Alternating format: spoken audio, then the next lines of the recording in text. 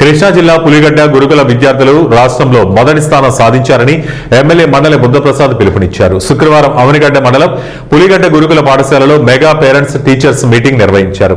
ముఖ్య అతిథిగా ఎమ్మెల్యే మాట్లాడుతూ విద్యార్థుల పట్ల ప్రజాప్రతినిధులు, తల్లిదండ్రులు, ఉపాధ్యాయులు ప్రత్యేక శ్రద్ధ వహించేందుకు అనువైన వాతావరణం కల్పించే ధ్యేయంతో రాష్ట్ర మంత్రి నారా లోకేష్ నిర్వహిస్తున్న మెగా పీటీఎం సత్ఫలితాలు ఇస్తుందన్నారు. వచ్చే పరీక్షల్లో సాధించే ఫలితాల ద్వారా ఈ పాఠశాల పేరు రాష్ట్రంలో మారుమ్రోగాలన్నారు.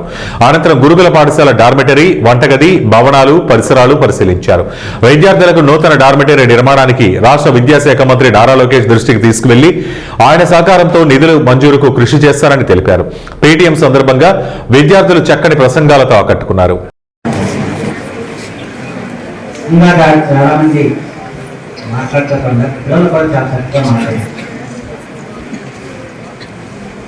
మీ పాఠ్య పుస్తకాలు మీరు గ్రంథాలయంలో చదువుతున్నారా అని అడిగితే అనుకున్నాను. పిల్లలు వచ్చి ఇంకున్నారు విద్యార్థులు అంబేద్కర్ గురించి చెప్పారు, ఒకరు అబ్దుల్ కలాం గురించి చెప్పారు, ఒకరు వికలాంగుడై ఒక వ్యక్తిత్వ వికాస నిపుణుడుగా అమెరికాలో రూపొందిన వ్యక్తి గురించి ఒకరు చెప్పారు. వారి ప్రసంగాల తర్వాత నాకు అనిపించింది ఏంటంటే పిల్లల జీవిత చరిత్ర తప్పనిసరిగా చదవాలి. ఆ జీవిత చరిత్రలో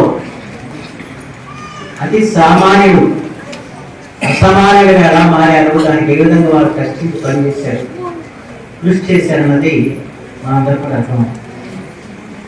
సినిమా పాటలు కనుక కృషి ఉంటే మనుషులు ఋషులు అవుతారు, మహాపురుషులు అవుతారు, తరతరాలు కలగని ఎవరైనా ఆరోగ్య గొప్పవాళ్ళు కాలే, సైనికుస్తూ ఎలాగైనా ప్రయత్నం చేసినట్టే గొప్పవాడు. ఏ రంగంలో కూడా ఒక స్థితికి వచ్చాయంటే ఎన్నో అవరోధాలు ఎదుర్కొని